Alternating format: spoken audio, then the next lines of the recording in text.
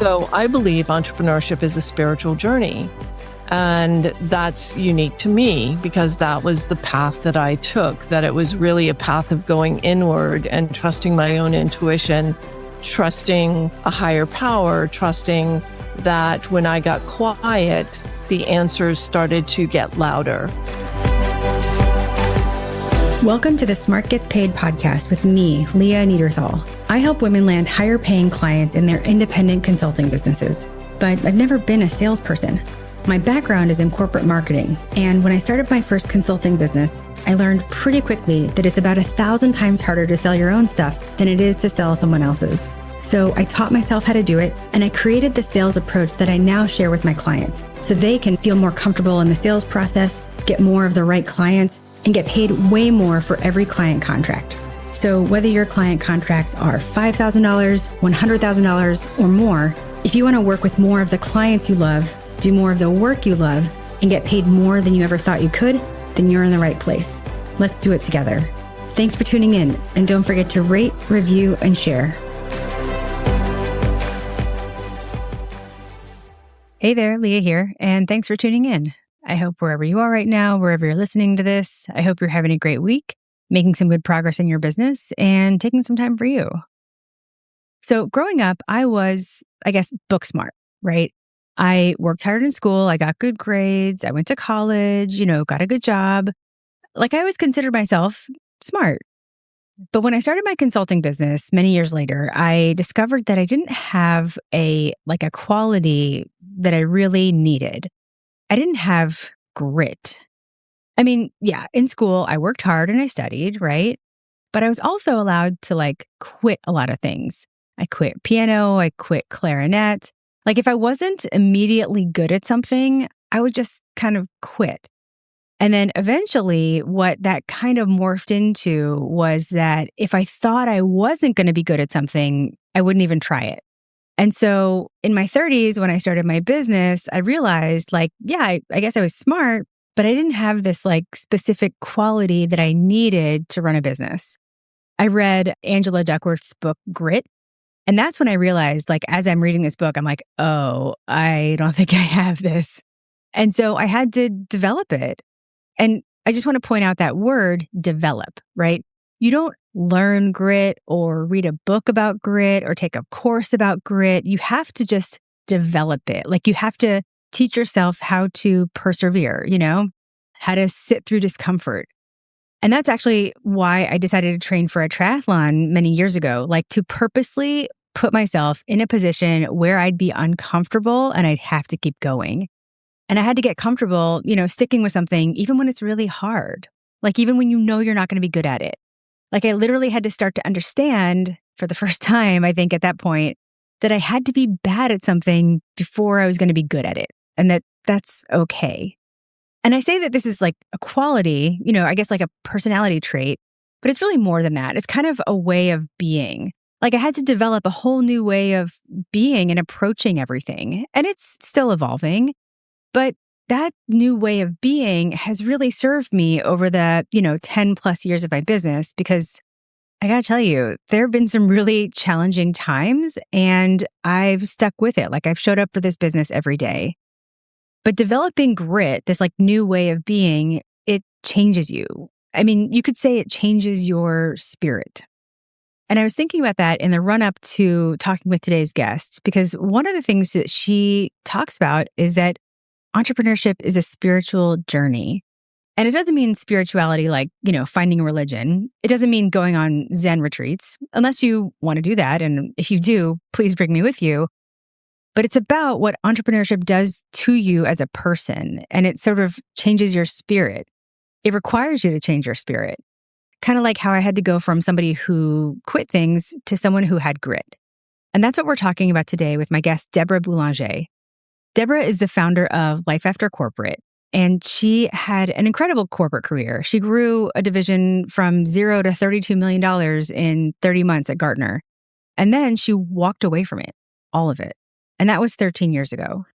Now Deb works with smart, accomplished women leaders who leave corporate to start coaching or consulting practices, and she helps them monetize their expertise and build businesses that work. And I have to say, Deb is a kindred spirit in this business. She's no nonsense. We both sort of look at the business guru, business influencer world, all the fluff and not much substance. And we both just sort of shake our heads. Deb is the real deal. And in this conversation, we're talking about something that I don't think gets talked about enough, which is that entrepreneurship isn't just about learning tactics or strategies. It requires real inner transformation. There are things you have to learn, but there are also things you have to unlearn. And we're going to talk about what it truly takes versus what we've been told. So in this episode, you'll hear what led Deb to walk away from her corporate success and what she discovered on the other side. You'll learn about the identity shift that happens when you go from employee to business owner and why it's so much more than a career change. You'll hear about what you might need to unlearn from your corporate days if you want to succeed. And you'll learn why Deb believes that entrepreneurship is fundamentally a spiritual journey and what that actually means for building a sustainable business. So take a listen to my conversation with Debra Boulanger, and at the end, I'll come back and share a lesson that you can apply to your business. Deb, thanks so much for being here. I am so excited to be on your show, Leah. I respect you, love the show, and so excited to be included. Yeah, I always love talking to you and hearing your perspective. And there's a lot we see eye to eye on. And so it's so nice talking to a fellow practitioner and leader in this space. So I'm really excited to get into it. Deb, why don't you tell the good folks who you are and what you do? Yeah, so I am the founder of Life After Corporate, and I work with smart and accomplished women leaders in corporate who have made the bold move and bold decision to start a coaching or consulting practice, and they want to monetize their expertise and earn their wealth their way. And it's a great, great fulfilling journey to be able to help people to do that. Yeah. Isn't it so fun working with smart, just ambitious, accomplished women? I feel like we have the best job in the world. It is the best job in the world by far. And it feels like I'm making a difference, and I'm making a difference in helping women embrace their self-worth. And I think, in the age that we're living in right now, where women are still struggling for recognition and for that seat at the table, and we're also overcoming this unconscious bias of unworthiness that society and culture has embedded, that women are worth less. And so I think that's the most rewarding part of the journey is helping women embrace their self-worth and get paid well for it. Right, right. And how long has your own after corporate journey been? So I left corporate 13 years ago.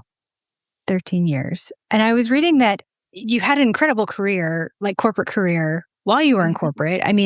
You grew a division from 0 to $32 million in 30 months at Gartner, and then you left to start your own sort of great do-over. At that time, we can look back now and be like, it was the right move, but what at that time made you walk away from that kind of corporate success? I think I had achieved everything I wanted to achieve in corporate. So there was nowhere left to go except the C-suite. And I didn't want the C-suite, didn't want that pressure, didn't want that position. And at the same time, like many women in midlife, I was dealing with an aging parent. My mother had dementia. I also found myself in the middle of a divorce, and I was about to be a single mom. And so the schedule that I had maintained in that corporate career of, traveling 1 week out of every 3 and being in Stamford, Connecticut instead of out on Long Island with my son 2 nights a week, all of that had to shift. And there was nothing I was interested in. There was just no other job that I wanted. And I didn't want the job I had any longer either. So I hit the meditation cushion, went on a 2-week silent meditation retreat, actually did that for multiple years in a row. And I think it was on retreat number 2 where I was really seeking, what is it that I'm here to do? I was really looking for my purpose. And I found myself in the middle of a vision where I was coaching, I was blogging, I was helping other people, other women reinvent themselves in midlife. So this was before I decided to take my corporate expertise as a business leader and combine it with life reinvention coaching. And I was just focused on the life reinvention. But I figured, I asked, I got an answer. So who am I to question that that's not my path? So 2 weeks later, I walked into the senior VP of HR and I said, I think I'm complete. And she said, do you want a package? I said, yes. And the rest is history. I don't know what's better in that story, the severance package or that you went on a 2-week silent retreat, which, I mean, we've talked, I have 2 small children. That alone sounds incredible. But I think it's really important about that story. I mean, there's so much we could sort of talk about just in that journey. But what really sort of stands out to me is that there was no journey forward for you inside corporate, right? Like, I think we work so hard to like get to a place, but at some point you look around and you're like, I don't like where I am and I don't like where I could be going. I don't think corporate offers that much when you get to a certain level. What do you think about that? No, they don't. First of all, getting a seat at the table and being the only woman at the table was an accomplishment in and of itself. And I wish more women were sitting around that table too. But as I started to look for even lateral moves inside the company, all the sexy jobs were going to younger men. The tech intensive new technology, real innovation type offerings. And I was in product development. And that's what I loved was real innovation and bringing something to market that didn't exist before. And I feel like I had also aged out at a certain point as well. I was in my mid-50s and I was aware of that. I was aware that my age was a factor. And so I also used that to my negotiation leverage on the way out. Yes, use all of it. Having the wherewithal to sort of see the full picture and being able to tap into what you really wanted so that you were able to sort of make this leap. Was it an easy shift? Was it fraught? How did it go? Specifically in those like early, months and years. Yeah. So I think I was a little bit naive. I think only because I had been in sales, marketing, and product development, I thought, oh, I've got this nailed. I know how to do this. I launch services for a living. So now I'll just launch myself. And going from B2B to B2C, selling to individuals was a shift. And also this digital marketing, the digital economy, the technology and the strategy. Well, how do I get in front of the right people? How do I get good at sales conversations? It had been decades since I'd actually been in direct sales. So that was all new to me. And that was where I dove in and trusted colleagues and friends who I had known that had made the leap before, immediately joined a year-long program so I could get educated in the technology, how to get good at sales with B2C conversations, how to launch and grow group programs. All of those things were things that I didn't know how to do. Yeah, me either. I came from marketing as well. I've been running my business 10 years. You've been running your business 13 years. I don't think people on the outside understand the full scope of what it means to market a scalable business like this. It's a totally different kind of marketing. I had to learn it as well, because I did corporate brand marketing. I'm like, oh, great, I can do a full campaign. It's not the same thing as how many emails do you send? And how do you run when I used to do webinar funnels and stuff like that. And nobody gets it when you tell them. People are like, oh, yeah, I come from marketing. I can do that. It's like, no. You don't know. I mean, was that your experience as well? It's like, nobody understands. You're the face of the brand. It's you. It's not and so I don't know about you, but I was mostly an introvert. So actually, me too. Learning how to speak and run webinars. Webinars was the number one thing that I learned how to do. And I overcame my fear and my resistance to being visible in that way. And now I love them. Speaking from stages is the primary way I've grown my business from the very beginning. But I think also being of a generation that didn't grow up with cell phones and selfies and all the video things, and also being somewhat shy and introverted, there were a lot of personality characteristics that I had to work through. I had to work through some fear and some discomfort to get on the other side of that. Because when you are a solopreneur or running a smaller business and you are the face of the brand, people buy your services because they're buying your expertise. There's no escaping that.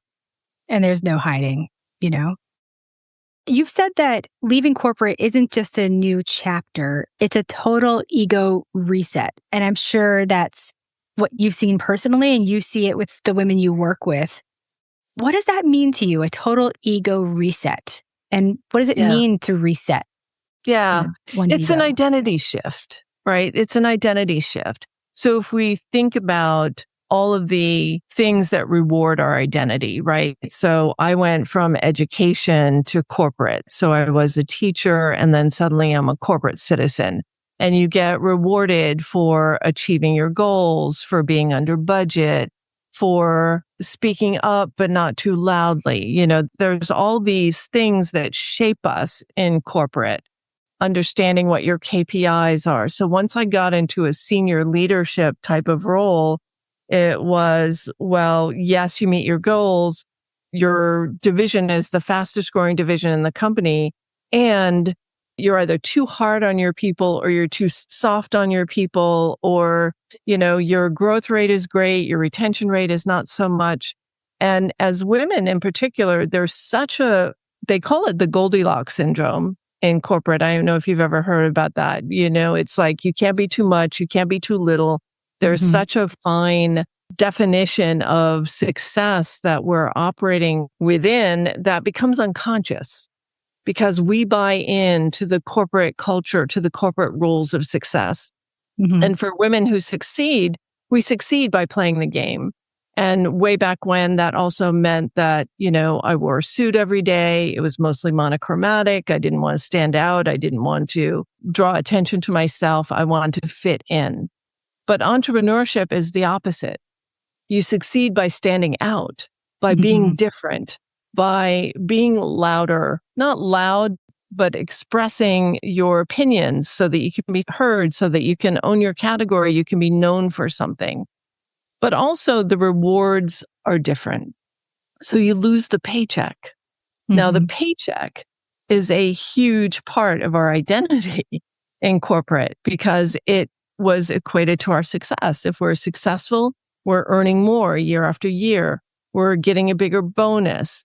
All of those things, you go up the corporate ladder, you get your stock options, all of the things. And once you leave all of that behind, that financial reward is now something that you need to create on your own. So our sense of value, our sense of self-worth, and I'm sure you see this all the time too. What am I worth? How do I price my services? All of that doubt and overwhelm and questioning and overthinking kind of starts to take over. So the identity is different. The reward systems are different. And you're creating something from a place where you've never been before. So it feels uncertain and it's scary. If you don't know what the rules are and what game you're playing, you don't know if you're winning and if you're doing well, other than money. It's the most visible metric. And I think back to what we're saying about these, the smart women, high achievers, et cetera. High achievers, in my experience, it's like the more you feel like you're succeeding, the more you succeed. Do you know what I'm saying? Like A players do not like to feel like B players. A players want to keep feeling like A players. And if there's nobody telling you you're an A player, or the game doesn't reinforce that you're an A player, it's easy to sort of feel like a B player and sort of slide back, even though you're not doing anything wrong. You just haven't learned the game yet. Or, the rules have not been explained to you. Yes. And so there tends to be overinflated goals and ideals. I once had a conversation with a prospect. I said, what's your revenue goal? And she said, 400,000. And I said, this is your first year in business? And she said, yes. And I said, pardon me, but there's no way on God's green earth that you are going to hit 400K unless you have 4 potential clients in the wings that are each worth 6 figures. If you got that, then there's a chance that it could happen. So we leave also with these inflated ideals that we can replace a substantial corporate salary on our first year in business. And then when we don't, we feel like there's something wrong. There's something wrong with me, or I'm not good enough. And then there's this fear of not wanting to lose the money that we have. So many women end up going back to corporate when it's not about how much money do I have left to survive with. It's what would be my return on advantage or my return on investment if I were actually to take a bet on myself and actually invest in my business success. And I think the fear of investing in their own success has been the number one detriment to women growing their businesses this year. Oh, yeah. Why do you think this year over other times?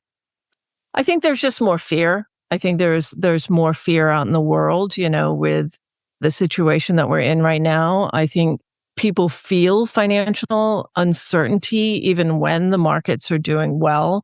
So there's just been a lot of fear out there. And in 2020, we were in COVID. People were not spending money on vacations. They weren't investing in other things. So they tended to invest in their own education, their own training, and it was an easier decision then. So I think people are just fearful right now and holding on to cash more tightly. Yeah, yeah. Also, I think you're onto something with this inflated expectations. And I think part of that, they're trying to replicate their salary. I think that there's in this shift from like corporate to running your own business. I mean, in corporate, when you get a new job, or even when you're in the business, you're in something that's already been built around you and you just step into it. With starting a business, you're building something new and you can't expect, the money in that first building phase that you also saw in the established phase. Do you know what I mean? I think people forget that it does take time. But I have to also call out something that you and I have talked about, which is I think part of the inflated expectations comes from some actors in our industry who tell people and, set these unrealistic expectations. You can make $1 million by doing this one little thing. You can, fill in the blank. It's like the word salad of promises and goals. And I think for you and I who are like in the trenches, we have to be the bearer of bad news that like, there is no passive income. It doesn't work like that, that sort of thing. But, I think that part of it is like, can we blame people for the messages that some people are putting out? Do you know what I'm saying? For for believing the messages. Yeah. I mean, that's true. I mean, we are in a situation right now where trust is an all-time low and skepticism is at an all-time high because there have been people who have learned a skill or learned a marketing tactic and it worked for them. And then they decide that they can teach that same tactic to other people without having a holistic sense of the business model. Is there demand? Is the offering a good idea? Is it positioned to the right people? Is it messaged correctly? And I think when you have business coaches who have longevity in the market, like you and I have, 10, 13 years, it's because there's just a really great solid business foundation that underlines what we do. It's not trendy. It doesn't change with AI. It doesn't change with changing market dynamics. It's the skills that we learned in corporate on how to build businesses are the same skills that entrepreneurs need to build businesses today. And it's not dependent on TikTok or Instagram or some marketing tactic or AI for that matter that's, making promises. People are making promises that you can launch your course overnight with AI. Yes, but does anyone want to buy it? I've seen many people go down that path and they build the thing, they launch the course and no one wants to buy it.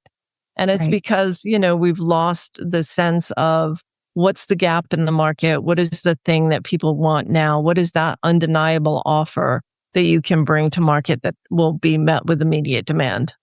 Right. You're so right.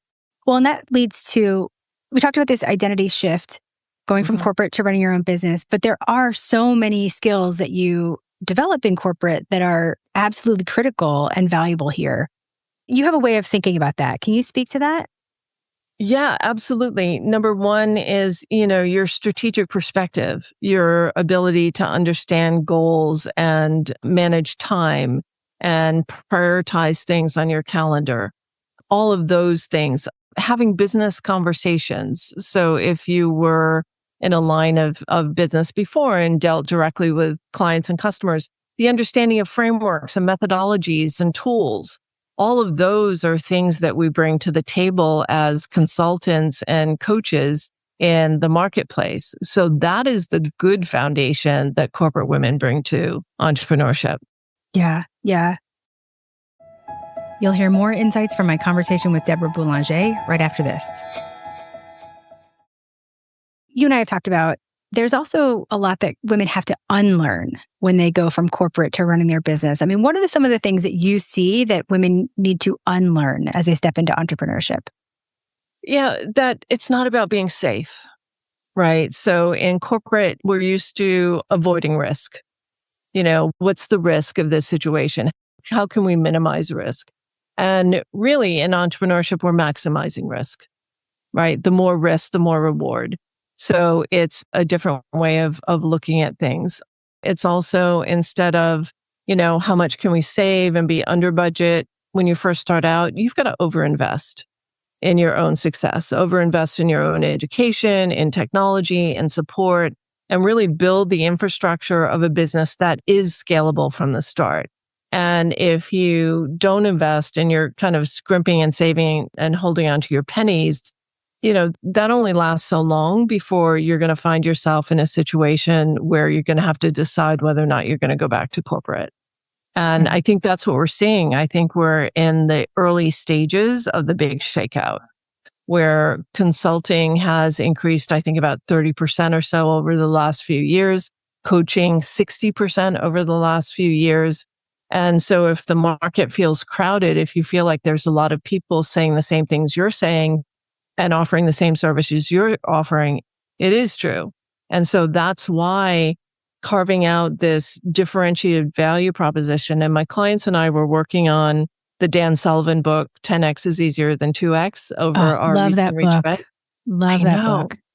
And so the concept of your unique ability, and I like mashing them up together to unique ability, right? So that thing that only you can own. And when you talk about what do you have to leave behind in corporate, it's that fitting in. And you really need to lean into what is unique about me. And that gets personal. Mm-hmm. So I believe entrepreneurship is a spiritual journey. And that's unique to me because that was the path that I took, that it was really a path of going inward and trusting my own intuition, trusting a higher power, trusting that when I got quiet, the answers started to get louder. And that's when I really started to rely on my internal guidance system. So whatever you want to call it, the universe, God, higher power, source. I always say one source, many channels. Whatever channel you tune into is great for you. But I don't know a whole lot of entrepreneurs that actually succeed without tapping into some deeper resource inside of themselves. I love that idea of entrepreneurship being a spiritual journey for so many reasons. And there are so many ways we can sort of turn that prism. What it says to me is you have to not only tap into like an inner voice, inner wisdom. It also means you have to be in it for something more than money. Yes. Because if you're in it for just the money, I mean, I'm sure either of us would sit down with you and tell you it takes longer than you think. Mm-hmm. And yes, there are incredible rewards, but you get paid, I'm using air quotes, paid in so much more than money. And so you have to be in it for so much more than money. You have to be in it for the impact that you have or time with your family, the ability to take care of your aging parents, whatever it is, and see the whole picture. And you have to know what's important. Yeah. You have to rewrite what abundance means to you. Yeah, that's a nice way of putting it. And I love what you're talking about around what makes me different. And it is hard for women to tap into that. I see this play out on a tactical level.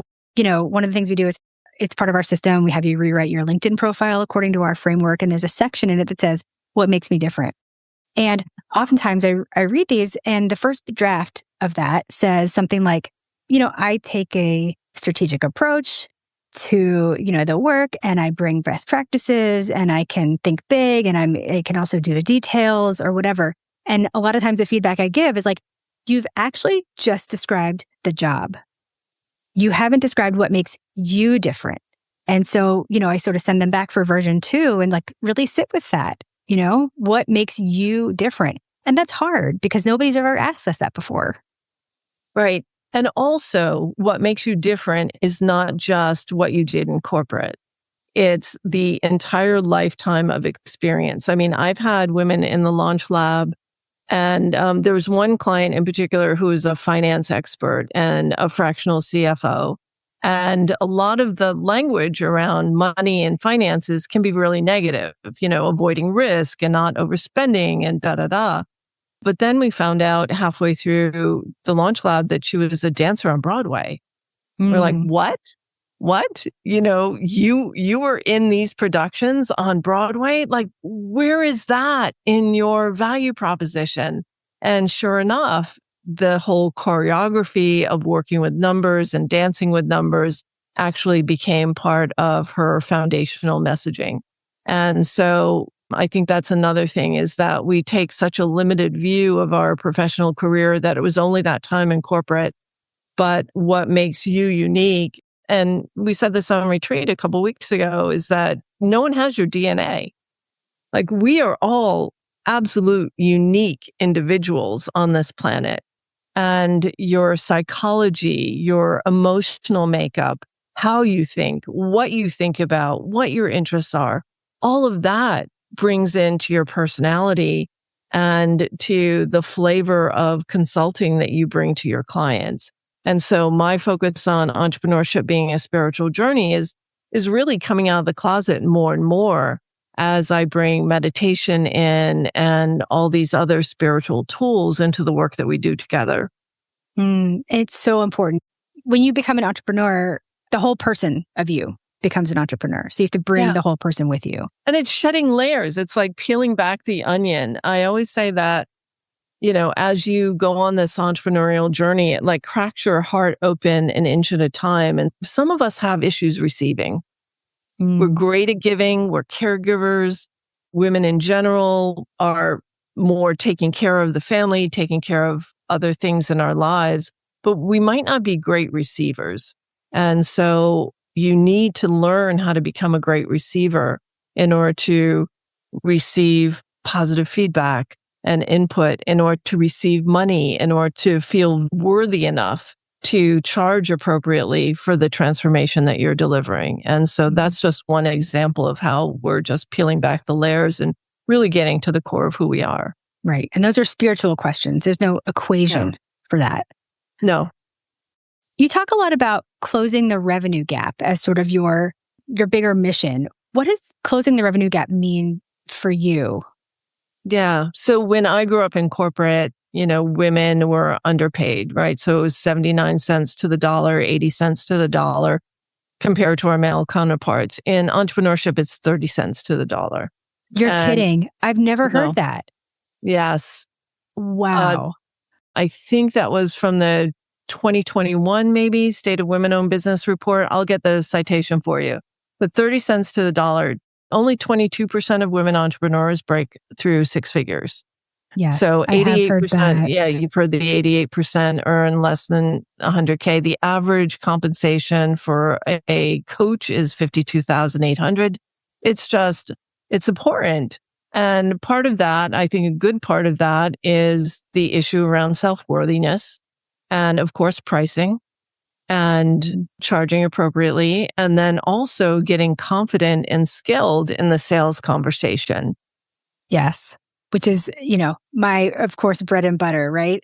Yeah. But I think that statistic is so interesting for a number of reasons. But I also think it really speaks to why we do what we do and why we create the communities that we do. Because I feel like a lot of women are out there, they've started this journey, they know like one other women business owner, 1 to 3 other women business owners, and they're asking them for advice and, taking their guidance or whatever. And I said this recently on a podcast episode. It's like, if you have bigger dreams, right? You want to be over 6 figures, you want to be in the, 400, 500, whatever works for you and your vision of life. And you have like 3 other women business owners, right? Who you're asking for help on stuff. Statistically speaking, they will not be where you want to go. Do you know what I'm saying? Like, there's an 88% chance they will not have reached that mark, because 88% of women will never crack 6 figures, right? And so statistically speaking, you will be taking guidance, directions from someone who's never been there. and I don't want to sort of belittle the communities that we have in your sort of local network and friends and all of that stuff. But like, if you want to get to a place, you need to learn from people who've been to that place and are there right now. And you need to be with other people who are going to that place. Mm-hmm. Yeah. The number one piece of feedback I get from my clients is how well curated the room is with the smart, accomplished women leaders and people who have been there. And absolutely 100%, you don't want to take advice. In fact, I did something a little bit sneaky last year. I kept hearing I can't invest in another business coach because I've invested so much. I have nothing to show for it. I was like, I want to interview these business coaches. I want to see who they are. And it was shocking and appalling. What I learned were, people who were just doing one tiny piece of marketing and calling themselves a business coach. Or people who had taken one course and they're regurgitating what they learned in that one course and calling themselves a business coach. So for you and I, Leah, I kind of want a new label. Can we make up a new label? Can we? Yeah, let's make up a new category because you really need to get some trusted expertise, with people who have also built things in corporate too. So do your due diligence. And I think people are doing better due diligence these days. I hope they are. Yeah. Yeah. It's so funny that you sort of went on that side quest to talk to the business coaches. And I would love to, like, offline, hear what you heard. But I've heard something similar from a lot of women. It's like, I can't invest in another thing, or I had a business coach and it didn't work, or whatever it was, right? And this year I did something we've never done, and I probably a couple of years ago would never think to do. I offered to buy you out. It's like, if you're in a program that doesn't work to get B2B clients, because everybody out there is like, I'll help you get sales, I'll help you to get clients, and it's like one little copywriting technique or something. So I was like, if you have found yourself in a program that does not work to get you B2B clients, or is not set up to do that, let me know and I will buy you out. Because nobody should suffer because they've been duped is a strong word, but because they have been led to believe that the technique that, this will help you get clients, they find out that it doesn't. It doesn't. But yeah, it was a bold move, and it did work, right? It worked to sort of rescue some people who found themselves in that situation. But yeah, there's a real lack of trust in that space. Yeah. And that's why I think, I also talk about visibility as currency. It's so important that whatever form of visibility you choose, I happen to like long form writing. I don't love video quite as much. I love live sessions, live presentations. I love this. I love podcasting. I love doing webinars and workshops. But picking up a phone and recording a reel is not my happy place. But I will write long form content all day, every day, and, break down the equations for you. So I think you get to do you. And maybe I'm also hiding back a little bit more than I need to do. So in full disclosure, I probably do need to do more reels, more videos. You and me both. There's a reason I have a podcast, not a YouTube channel. I love the audio. So in your own life after corporate, what do you love the most these days? I love intimacy. I love small rooms. I love my life. I love being able to work from home. I love intimate relationships with clients. I just love small rooms. And I think that's also what's missing is when people sign up for some of these really large programs and you find yourself in a Zoom room that has 4 pages and you're just a number and don't get any support. But I really love my life. I mean, I love living on Eastern Long Island, which is a trek to go almost anywhere. And, love being by the water, love being with my partner, my dog. I love being able to travel anytime I want to. Yeah. Those are the rewards. That's the abundance. Abundance comes in many forms. Yeah. That's a really nice after. What last advice could you share with folks that, isn't related to sales and marketing, which I know people can receive in abundance from all the good content you're putting out? But what do you want to leave people with? That everything that you want is on the other side of fear. And that the only way to succeed and to grow, and the only way that entrepreneurship does become this fulfilling spiritual journey, is if you're willing to take bold action and fear doesn't go away. It's not like you eradicate fear and you suddenly become fearless. Fear is an indication that you're growing and continuing to move past that discomfort and doing something that feels uncomfortable. It's like Brené Brown talks about those FFTs. This is an old story because her podcast has been around for a long time. And I think this was her very first episode. It's those effing first times that cause so much discomfort. And if you're willing to go past those FFTs one after another, that's the journey of growth and that's the journey of success. That's beautiful. Deb, where can people find you? lifeaftercorporate.com as all the things and the Life After Corporate podcast. We also have a Life After Corporate community. So if you just search Life After Corporate, you're destined to find me. And on LinkedIn, would love to connect to anyone who has listened to the episode and wants to reach out. Just send me a DM on LinkedIn. It's Debra Boulanger. Wonderful. Deb, thank you so much for being here. It's really been a pleasure. It's always a pleasure hanging out with you, Leah. Thank you. All right. What a great conversation, right? And if something Deb said spoke to you or gave you an aha moment, I hope you'll share this episode on LinkedIn and tag both Deb and me. So I always like to pull out a lesson that you can apply to your business. And there are so many here. But I want to focus on one thing that Deb said that I think is really important. And it's this idea of visibility as currency. Because Deb is totally right. When you're running a business, visibility isn't optional. You know, people ask me all the time, like, how do I get clients outside my network? And the answer is visibility. Clients have to see you, to know about you, to be able to learn about you, and then to want to work with you.